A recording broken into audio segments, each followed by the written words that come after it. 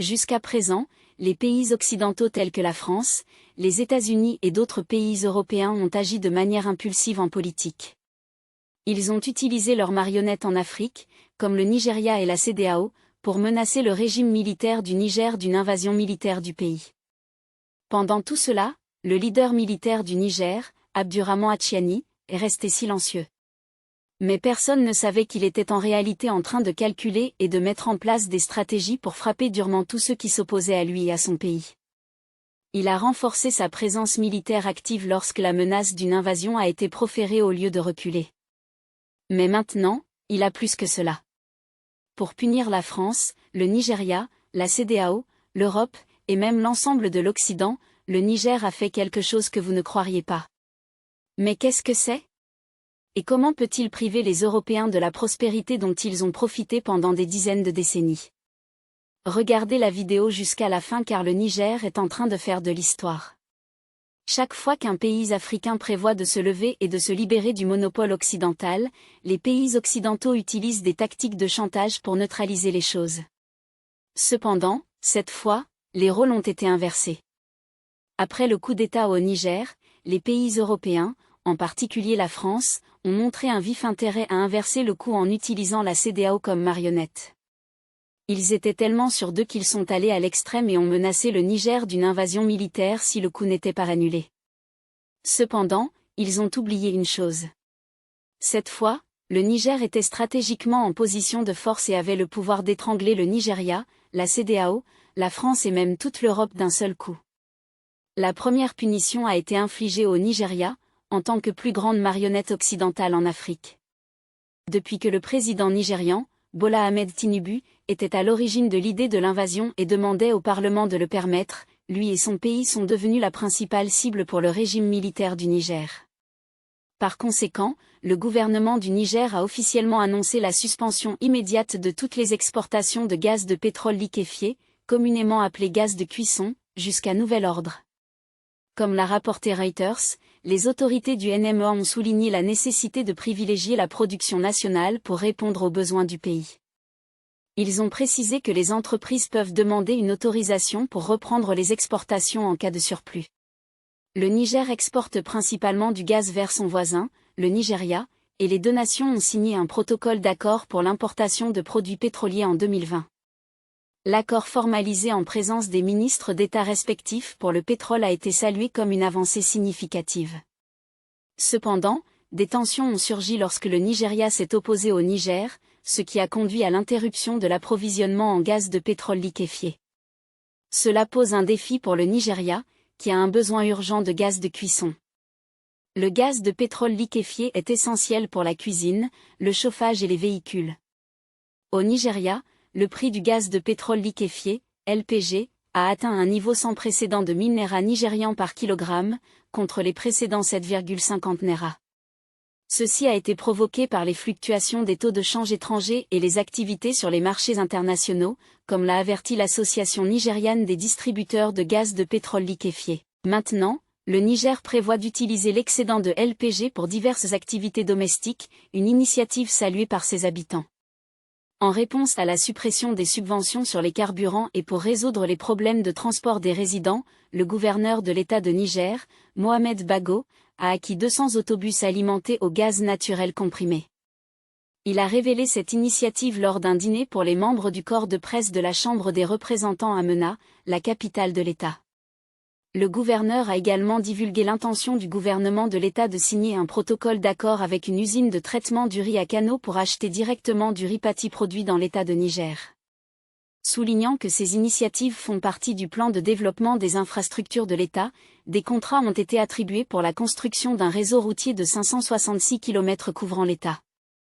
Vous devriez savoir que l'attention accrue pour empêcher le Nigeria d'accéder au LPG du Niger est liée au rôle du président nigérian dans l'incitation de la CEDEAO à intervenir dans les affaires internes du Nigeria et à mener une intervention militaire. Il a officiellement demandé l'approbation du Parlement du Nigeria pour autoriser une intervention militaire au Niger.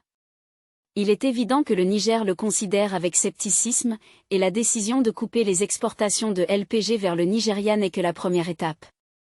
En réponse aux actions du président nigérian, le bloc régional d'Afrique de l'Ouest a déclaré que l'intervention militaire au Niger dirigée par un coup d'État était envisagée en dernier recours. En même temps, le Nigeria a cessé son approvisionnement en électricité, mettant ainsi la pression sur les dirigeants du coup d'État dans le pays. À Abuja, la capitale du Nigeria, les chefs militaires d'Afrique de l'Ouest se sont réunis pour élaborer une réponse, tandis qu'une délégation est arrivée au Niger pour des négociations. Cela s'est produit une semaine après le coup d'État qui a secoué la nation fragile.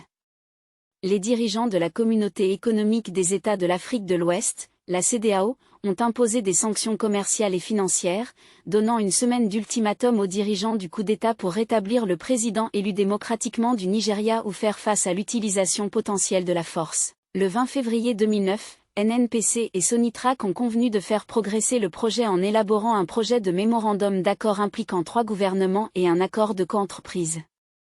Le 3 juillet 2009, à Abuja, les ministres de l'énergie du Nigeria, du Niger et de l'Algérie ont signé un accord intergouvernemental marquant une étape importante pour le pipeline. Le Niger a joué un rôle crucial dans ce pipeline en raison de son emplacement stratégique entre le Nigeria et l'Algérie, offrant des opportunités précieuses. Pour que le gazoduc réussisse, le Nigeria doit construire un pipeline du pays au Niger, entrant en Algérie, puis en Europe. Si le Niger refuse de participer, l'ensemble du projet de pipeline s'effondrera. Le gazoduc transsaharien est censé avoir une capacité annuelle pouvant atteindre 30 milliards de mètres cubes de gaz naturel, avec un diamètre allant de 48 à 56 pouces. Les attentes initiales visaient à le rendre opérationnel d'ici 2015, avec un investissement estimé à environ 10 milliards de dollars US pour le pipeline et 3 milliards de dollars US supplémentaires pour les centres de collecte de gaz. La construction et l'exploitation du pipeline sont envisagées comme un partenariat entre la NNPC, Sonitrac et la République du Niger. Initialement, la NNPC et Sonitrac devaient détenir conjointement 90% des actions, tandis que le Niger conserverait les 10% restants. Voici un rappel pour vous encourager à aimer et partager la vidéo et à vous abonner à notre chaîne, Osez. Poursuivons maintenant. Diverses entreprises internationales, dont Gazprom de la Russie, GAL de l'Inde, Total de la France, NESPA de l'Italie et Royal Dutch Shell, ont exprimé leur intérêt pour le projet. Les ministres de l'énergie algériens et nigérians ont fait savoir que les partenaires potentiels doivent apporter plus que de simples soutiens financiers pour participer au projet. En juin 2022, les ministres de l'énergie de l'Algérie, du Niger et du Nigeria ont relancé un projet de longue date visant à construire un gazoduc à travers le désert du Sahara. Cette entreprise ambitieuse, connue sous le nom de gazoduc transsaharien, vise à relier les vastes champs hydrocarbonés de Wari au Nigeria au centre d'alimentation de Hassi R'Mel en Algérie le long de la côte méditerranéenne.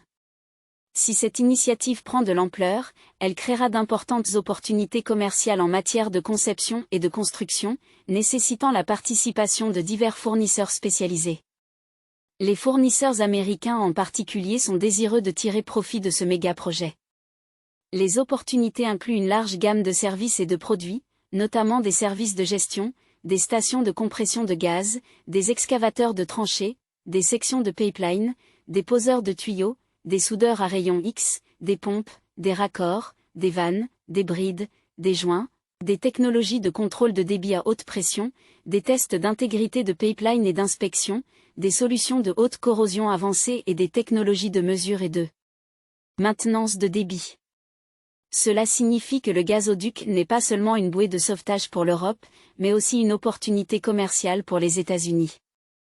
Cependant, la réalisation de ce rêve dépend de la volonté du Niger. Par conséquent, alors que l'Europe a pris position contre le Niger, le projet de gazoduc transsaharien crucial pour son entrée sur le marché gazier européen est confronté à d'importants défis. L'avenir du projet est incertain à la suite du coup d'État militaire au Niger en juillet, incitant la CEDEAO dirigée par le Nigeria à envisager un déploiement de troupes. Par conséquent, le Nigeria, la CEDEAO et l'Europe, et non le Niger, sont les raisons de la mise en danger du pipeline. Les experts suggèrent que l'intérêt marqué de l'Algérie pour la médiation de la crise au Niger pourrait être lié au gazoduc transsaharien. Le Mali et le Burkina Faso, également dirigés par des gouvernements militaires, se sont déclarés prêts à soutenir le Niger en cas d'invasion de la CEDEAO, compliquant davantage la situation.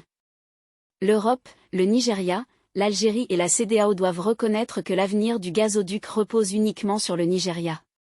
Ils devraient aborder la situation de manière pacifique au lieu d'adopter une attitude offensive qui risque de saboter le pipeline. Il est essentiel de comprendre que si le Niger est acculé, il pourrait tirer parti de son pacte de sécurité avec le Mali et le Burkina Faso pour se protéger. Une fois sorti de la situation, la première action consisterait probablement à faire en sorte que le gazoduc transsaharien s'effondre à tout prix. Cela souligne que le gazoduc transsaharien est plus qu'une nécessité pour l'Europe, c'est un besoin crucial. Compte tenu des relations tendues en matière d'énergie avec la Russie, l'Europe recherche activement des sources d'énergie alternatives fiables, notamment le gaz naturel. Dans ce scénario, le gazoduc transsaharien est une bénédiction pour l'Europe, dépassant ses limites traditionnelles. Alors que la pauvreté énergétique augmente à travers le continent européen, le projet TSGP promet d'inaugurer une nouvelle ère de fiabilité énergétique pour l'Europe. Une fois le gazoduc de 13 milliards de dollars achevé, il transportera jusqu'à 30 milliards de mètres cubes de gaz par an du Nigeria, situé en Afrique de l'Ouest. Le parcours traverse le Niger et se poursuit en Algérie. Par la suite, le plan prévoit de pomper le gaz du TSGP à travers le gazoduc transméditerranéen sous-marin vers l'Europe ou de le charger sur des navires-citernes de gaz naturel liquéfié pour l'exportation. Cependant, les experts en énergie sont sceptiques quant à la probabilité que le gaz africain arrive en Europe dans un avenir proche. Certains estiment que le pipeline pourrait ne pas se concrétiser dans les 10 prochaines années. Isaac Bodi, spécialiste des finances publiques nigérianes d'Abuja, souligne un éventuel manque de volonté politique comme principal défi. Peut-être que les appréhensions sont fondées, car d'une part, l'Europe veut obtenir du gaz en provenance d'Afrique, mais d'autre part, elle n'est pas disposée à ne pas interférer dans les affaires internes de l'Afrique. Dans ce cas, l'Europe doit être éduquée. Ce scepticisme n'est pas infondé, compte tenu des relations tendues entre l'Europe et le Niger. S'attendre à la conformité de la part du Niger, considéré comme un adversaire, peut s'avérer irréaliste. Peut-être que le président nigérian et l'Europe ont tous deux négligé les avantages prévus par le pipeline pour toutes les parties impliquées. En revanche, l'Algérie adopte une approche pragmatique en reconnaissant les gains économiques substantiels que les gazoducs transsahariens pourraient apporter à chaque pays. Compte tenu des enjeux élevés, l'Algérie privilégie une planification à long terme plutôt que des confrontations immédiates. Malheureusement, le président nigérian s'est positionné comme une cible facile, détournant l'attention des problèmes internes de son pays et négligeant le potentiel du pipeline. Au lieu de cela, il a adopté une position hostile envers le Niger, cherchant même l'approbation du Parlement pour envahir le pays voisin. Cette démarche a surpris les experts et compromis la lucrative vente de l'énorme production d'énergie du Nigeria. La majorité des 30 milliards de mètres cubes de gaz attendus proviendrait du delta du Niger, une région côtière de l'océan Atlantique appartenant au Nigeria, réputée pour abriter les plus grandes réserves de pétrole d'Afrique. Le delta est non seulement riche en pétrole brut, mais abrite également d'importantes réserves de gaz naturel, faisant du Nigeria le deuxième plus grand exportateur de gaz du continent après l'Algérie. Cependant, sans le gazoduc transsaharien, ces réserves seraient inutiles. L'Europe en particulier risque de supporter le poids des pertes les plus importantes. En 2021, une part significative de l'énergie de l'Europe, soit environ un tiers, dépendait du gaz naturel. Cette dépendance s'étendait à divers secteurs, notamment la production d'énergie, les transports et le chauffage. En 2021, une grande majorité de la production d'énergie de l'Europe, soit 76%, reposait sur la combustion de combustibles fossiles. Plus précisément, le gaz représentait 34%, le pétrole 31% et le charbon 11%. Le reste du mix énergétique comprenait des sources renouvelables telles que l'hydroélectricité, le solaire, l'éolien et les biocarburants, contribuant à hauteur de 14%, la production d'énergie nucléaire représentant les 10% restants. Cela signifie que pour que l'Europe survive, elle a besoin de gaz. Toutes les infrastructures en Europe, en particulier en Allemagne, ont été construites en utilisant le gaz comme principale source d'énergie en raison des années d'achat de gaz russe moins cher par l'Europe. C'est pourquoi la nécessité de sources d'énergie alternatives en Europe devient urgente en raison des contraintes d'approvisionnement imposées par la Russie en gaz, soulignant l'importance du gazoduc transsaharien. Il est important de noter que l'Europe est le plus grand importateur mondial de gaz naturel. En 2021, la Russie, l'Allemagne, le Royaume-Uni, l'Italie et la France ont collectivement consommé les 3/4 de l'approvisionnement total en énergie du continent, soit 10 073 TWh générés à partir du gaz. L'augmentation des prix de l'énergie provoquée par le conflit en Ukraine a poussé plusieurs pays de l'Union européenne à dévoiler des mesures d'urgence impliquant d'importantes contributions financières. Par exemple, le chancelier allemand Olaf Scholz a introduit un plan de 65 milliards de dollars visant à aider les particuliers et les entreprises à faire face à la hausse des coûts énergétiques.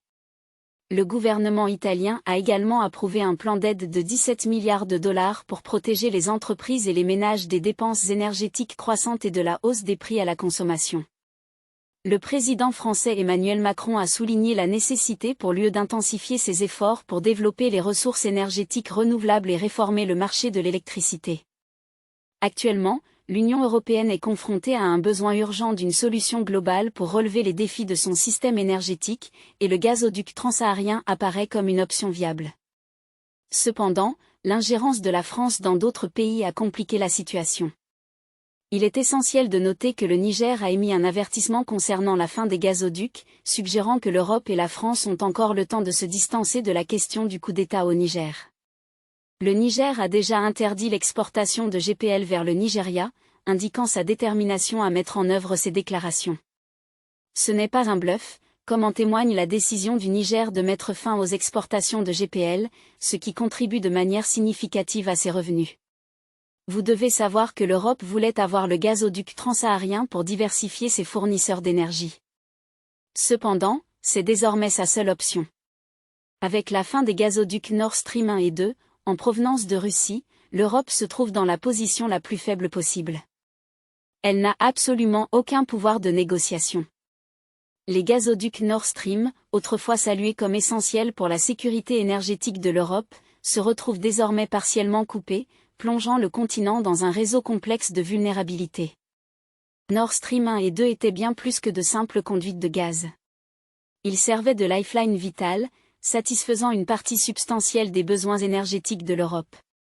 L'Allemagne, la puissance économique du continent, dépendait du Nord Stream pour environ 35% de son gaz, et d'autres pays comme la Pologne et l'Autriche partageaient une dépendance similaire. Le gaz russe, avant la récente flambée des prix, offrait une alternative économique par rapport à des options comme le gaz naturel liquéfié, soutenant l'activité économique et maintenant des factures énergétiques gérables en Europe. Le pipeline direct assurait la stabilité en atténuant les perturbations potentielles dans les pays de transit, favorisant un sentiment de sécurité énergétique. Cependant, cette dépendance conférait également une influence géopolitique significative à la Russie, le Kremlin utilisant les exportations de gaz comme un outil politique, influençant les décisions politiques et les dynamiques régionales. Néanmoins, cet arrangement confortable a commencé à se défaire en 2022. Le débit du Nord Stream 1 a diminué à un filet d'eau, entaché de problèmes techniques et d'accusations de sabotage. Dans le même temps, le Nord Stream 2 est resté inactif. Sa certification suspendue indéfiniment en réponse à l'invasion de l'Ukraine par la Russie. Ce changement soudain a exposé les vulnérabilités de l'Europe, marquant une rupture dans sa dépendance énergétique. La perturbation des Nord Stream est un facteur important contribuant à la crise énergétique en cours en Europe, entraînant une augmentation notable des prix du gaz qui affecte à la fois les entreprises et les ménages. C'est précisément à ce moment-là que l'Europe a désespérément besoin d'une source d'énergie, et le gazoduc transsaharien s'avère être la dernière option. Vous voyez, l'Europe n'a pas d'autre choix que de compter entièrement sur le gazoduc transsaharien. Cependant, le Niger a un pouvoir absolu sur lui, car la France est le principal acteur qui souhaite renverser le coup d'État au Niger. C'est devenu la principale préoccupation des pays européens également. C'est parce que le gazoduc transsaharien est une nécessité pour toute l'Europe. C'est pourquoi nous voyons des États européens comme l'Italie trahir et critiquer déjà la France, se tournant en faveur de l'Afrique. Giorgia Meloni, le Premier ministre italien et un politicien de droite, accuse la France d'exploiter les nations grâce à l'utilisation d'une monnaie coloniale. Meloni affirme que 50% de tout ce que le Burkina Faso exporte finit dans le trésor français. Il semble qu'un avertissement du Niger concernant la suspension des gazoducs transsahariens ait créé une réaction en chaîne au sein de l'Europe. La réalité troublante selon laquelle l'Europe dépend davantage de ce gazoduc que les nations africaines confère un immense pouvoir de négociation au Nigeria. Quelque chose qui ne s'est jamais produit auparavant en Afrique. Que pensez-vous? Le Niger a-t-il bien fait d'annuler tous les projets d'approvisionnement en pétrole et en gaz pour l'Europe? N'est-il pas vrai que, en tant que membre important du pipeline pétrolier qui ira en Europe, le Niger peut étrangler toute l'Europe et infliger de lourdes pertes au Nigeria? Faites-nous part de vos réflexions sur ce qui pourrait se passer maintenant dans la section des commentaires ci-dessous. Voulez-vous regarder plus de vidéos comme celle-ci? Si oui, abonnez-vous à notre chaîne et appuyez sur la cloche à côté. Nous avons décidé de diffuser des vidéos sur quelque chose dont personne ne parle, la culture noire, la civilisation, l'histoire et les preuves de la grandeur des Noirs. Merci de nous avoir regardés, et jusqu'à la prochaine vidéo, restez branchés.